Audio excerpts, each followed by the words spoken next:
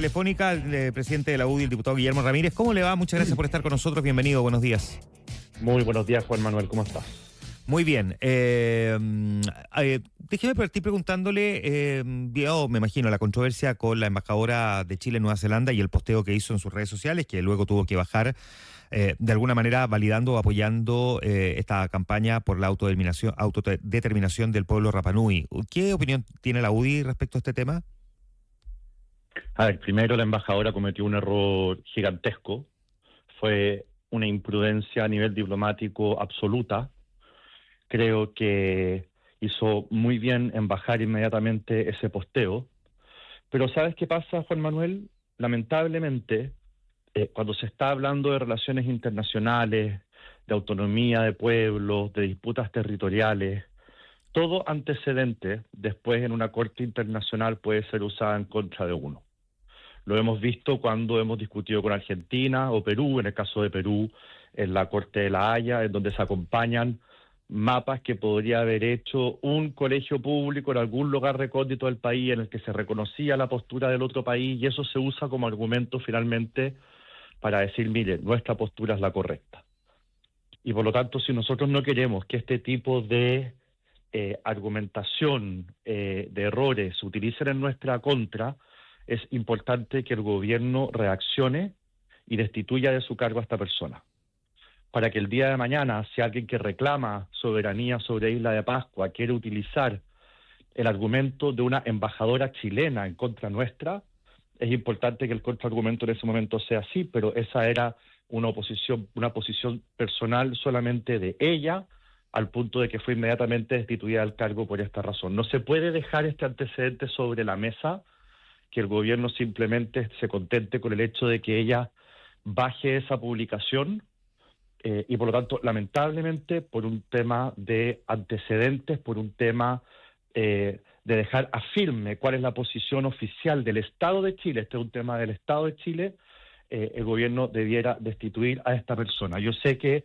ayer se discutía, había algunos que decían, ¿cuál es el sentido de destituirla ahora, que falta tan poco para que se acabe este gobierno? Bueno, es el antecedente, es el precedente, es el hecho de que esto no se pueda usar el día de mañana como un argumento en nuestra contra, y por eso creo que es importante que el gobierno dé un paso en ese sentido. Y yo de verdad lo lamento, porque usted puede revisar para atrás, yo soy de esos políticos que no suele pedir cabezas. A mí no me gusta esto de pedir renuncias o de pedir destituciones, pero creo que en un tema de Estado como este es importante hacerlo. Ya, ¿por qué a ver, usted cree que la reacción del gobierno fue oportuna?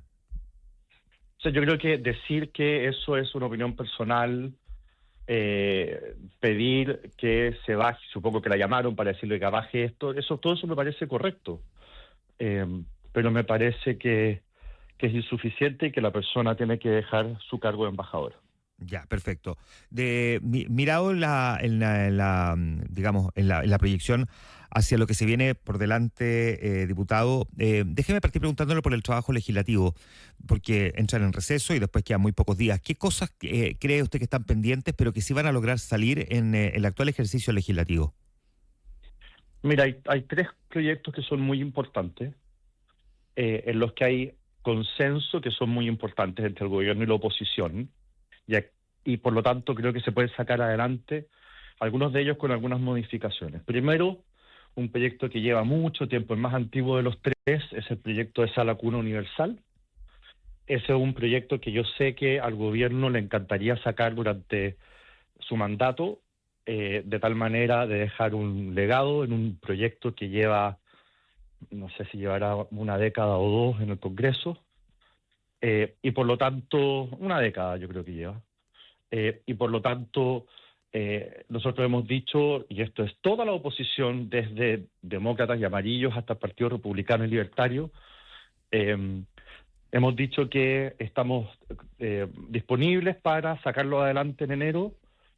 Hay que introducir algunos cambios, particularmente pensando en las pymes, pero creo que es un proyecto que después de mucha discusión está bien orientado, y por lo tanto lo podemos sacar adelante. Y si el gobierno se allana a esas pequeñas diferencias, que se corrijan, que están en el Senado, yo no tengo el detalle de la discusión al día de hoy, podríamos tener un proyecto aprobado por unanimidad en el Congreso, y creo que eso sería una cosa muy importante y significativa, tratándose de un proyecto tan bonito y necesario. Lo segundo, Ya. reformas políticas. Hay dos proyectos, uno es una reforma constitucional, el otro es un proyecto de ley que modifica a los partidos políticos, etcétera. Creo que ese proyecto también está en el Senado. En ese proyecto ya hay un acuerdo bastante avanzado, y creo que si el gobierno le pone urgencia para que se pueda poner en tabla, ese proyecto va a ser aprobado en el Senado. Ya se aprobó la reforma constitucional, falta el proyecto de ley. La idea, estamos esperando en la Cámara que se apruebe el proyecto de ley, de tal manera a discutir los dos juntos, poder votar los dos juntos y poder sacar la reforma adelante, sin modificaciones de lo que venga en el Senado, de tal manera de evitar una comisión mixta y poder combatir la fragmentación política que hoy día estamos todos de acuerdo que le hace mucho daño a la política. Ya. Y el Ahora. tercero, No, sí, complete. lo digo rápido, un proyecto de gendarmería, que es separar gendarmería, una parte que se quede en justicia, otra parte que se vaya a seguridad pública, y dentro de ese proyecto debería incorporarse una norma, lo hemos estado conversando estos días, incorporarse una norma que impida que puedan haber agrupaciones sindicales al interior de gendarmería. No hay ninguna otra institución donde los funcionarios tengan armas en las que exista esta posibilidad de asociarse, y por lo tanto el alto mando ha pedido desde hace muchos años, no solamente este es un tema recurrente, que para efectos de poder hacer un mejor trabajo y hacer los cambios que se requieren dentro de gendarmería, es importante esta modificación. Entonces, son tres proyectos en los que hay bastante acuerdo, que son todos de lógica, o sea, son todos de bastante lógica común, de sentido común, y son tres proyectos importantes. Si sacamos eso en enero, creo que vamos a tener un mes muy provechoso. Ya, ¿cuánto cree usted que pudo haber contaminado ese clima que usted describe el anunciar eventualmente una acusación constitucional en contra del ministro de Hacienda, Nicolás Grau? Yo creo que lo que contamina el ambiente es haber presentado una norma de amarre en la ley de reajuste del sector público. Yo tuve la oportunidad el día, capaz que haya sido el día de Navidad, el 25 de diciembre, el jueves o el miércoles, tuve la oportunidad de conversar con el ministro Grau. El tema es el siguiente, Juan Manuel. Mira, normalmente la ley de reajuste del sector público es una ley miscelánea, en la que se presentan un montón de normas que no tienen mucho que ver unas con otras, en donde normalmente se materializan los acuerdos a los que se llega en la ley de presupuesto. Nosotros tenemos alrededor de 100 acuerdos, algunos mini acuerdos, otros más importantes, que se vienen arrastrando durante este periodo presidencial, que el gobierno se ha comprometido a presentar en ley y que no lo ha hecho, y que teóricamente en esta ley miscelánea va a ser la última oportunidad de hacerlo. Te voy a poner un par de ejemplos. Una de las cosas que hemos acordado en el pasado es que los terrenos usurpados, sobre todo en la macrozona sur, hoy día pagan contribuciones. Nosotros hemos acordado leyes de presupuesto anteriores que no paguen contribuciones. Eso no se ha hecho carne a través de la presentación de un proyecto de ley. Esperamos que se haga en la miscelánea, y eso solo lo puede presentar el presidente de la República. Los parlamentarios no podemos hacerlo. Otro ejemplo, respecto a los SLEP. El gobierno tiene una agenda de apertura de SLEPs, y nosotros hemos dicho que esa agenda tiene que ser reemplazada por otra, y que esta otra agenda tiene que ser los SLEP que determinen los alcaldes. Es decir, cuando hay un alcalde que dice, mire, yo quiero deshacerme de estos colegios, no soy capaz de administrarlos bien, bueno, que se crea un SLEP. Hay que el alcalde que diga, mis colegios les va bien y los estamos administrando bien, no me interesa entregarlos, bueno, que allí no se crea un SLEP. A nosotros eso nos parece de sentido común. El gobierno, eso lo acordamos en la ley de presupuestos, la última, y también tiene que cumplirse. Y así son 100 cosas. Cuando digo 100, lo digo literal, ¿eh? Yo creo que son justo 100, y por lo tanto nosotros estamos muy pendientes de esta ley miscelánea de reajuste, donde va la ley, también la norma de amarre, que se cumplan con los compromisos que en el pasado nosotros adquirimos. Hay una que se viene arrastrando desde hace 4 años, que llegué yo a ese acuerdo con el ministro Jackson cuando estaba en la SECPRES, que es la introducción de una reforma constitucional para impedir o para hacer más difícil la aprobación de retiros del 10% de los fondos de pensiones. Eso, llegamos a un acuerdo en ese momento, cuando se presentó el primer retiro de este gobierno, y todos lo votamos en contra, pero el gobierno no ha cumplido. Entonces, a nosotros, yo después de la conversación que tuve con el ministro Grau me quedo tranquilo. Creo que va a ser una ley miscelánea en que van a haber muchas cosas que vamos a aprobar y que le van a hacer bien al país, y otras, como la ley de amarres, que yo creo que no van a pasar el filtro del Congreso y se van a terminar rechazando. Ya, ¿usted cree que no tiene viabilidad, digamos, parlamentaria el que se apruebe esa norma? Bueno, yo he oído a parlamentarios del Partido Socialista y del PPD criticar esa norma. Asumo que si es que eso se traduce en votos, entonces no tiene posibilidad de aprobarse la ley de amarre. Ahora, yo no he conversado personalmente con los jefes de bancada de izquierda ni con los parlamentarios que han opinado en contra, así que no puedo asegurar de que van a votar en contra, pero asumo que así lo van a hacer. En algún momento se entendió que bastaba con que se presentara la norma como proyecto en el Congreso para que se presentara la acusación constitucional. ¿Eso es tan así o no? Es un contexto más amplio de la ley miscelánea. Uh-huh. Y lo que nosotros anunciamos con el diputado Alessandri fue que íbamos a iniciar las conversaciones para una eventual presentación con las demás fuerzas opositoras. Pero como te digo, después de ese anuncio tuve la oportunidad de conversar con el ministro Grau. Esta semana debieran enviarnos una minuta, información acerca de cuáles van a ser los temas, los 100 temas en los que se van a presentar normas en esta ley miscelánea. Y si los plazos se cumplen, este lunes, que creo que es lunes 4, corríjame si estoy en lunes 5.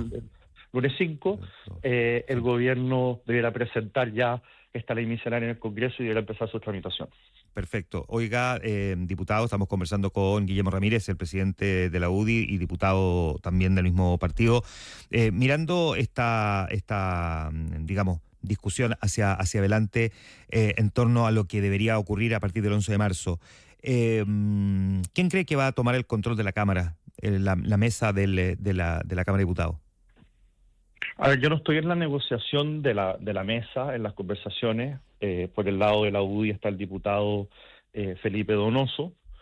La información que yo tengo, que me han entregado varias de las personas que están en esa mesa, no solo Felipe Donoso, es que los votos para tener la presidencia de la Cámara a los 4 años ya los tiene la actual oposición, el próximo oficialismo, pero yo creo que sería muy bueno para efectos de no estar tan al justo y aprovechar de formar grandes mayorías para aprobar proyectos de ley importantes. Yo soy partidario de que ojalá lleguemos también a un acuerdo con el PDG, de tal manera de no tener justo 78 o 79 votos, sino llegar a los 90, y de ese modo tener una mayoría, o por lo menos partir este periodo legislativo con una mayoría que sea más amplia. Yo creo que eso es muy valioso. Y bueno,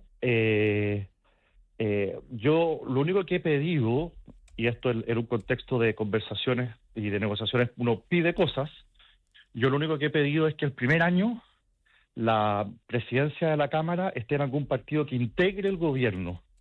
Y la razón es muy simple. El primer año es el año en que legislativamente más se puede avanzar en los programas de gobierno por razones de mayor orden, y por lo tanto yo creo que es muy importante que la presidencia de la Cámara el primer año esté en manos de un partido que integre el gobierno, que comparta ese programa, que entienda la urgencia, y por lo tanto que sea una persona de esos partidos para que podamos tener mayor productividad legislativa enfocada en el programa de gobierno de José Antonio Cast. Ya, en torno a eso, por lo tanto, digamos, ¿qué le dice su corazoncito o su olfato político? ¿De qué partido va a presidir el primer año? Sí. No lo tengo claro. De partida, mira, yo ya llevo 8 años y hemos votado unas 10 veces o 12 la presidencia de la Cámara, y estas cosas normalmente se cortan pocos días antes, y faltan 2 meses. De hecho, faltan 2 meses y medio para la votación de la mesa de la Cámara. Y además, dentro de una negociación que uno podría considerar más amplia,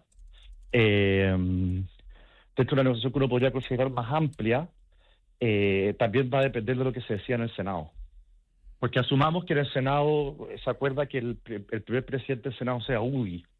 Yo entendería si Renovación Nacional, Republicanos u otro partido dijera, mire, que las 2 cámaras estén en manos de la UDI puede ser excesivo. Claro. Y en ese caso uno diría, bueno, está bien, nos quedaríamos en el tercer año, no pasa nada.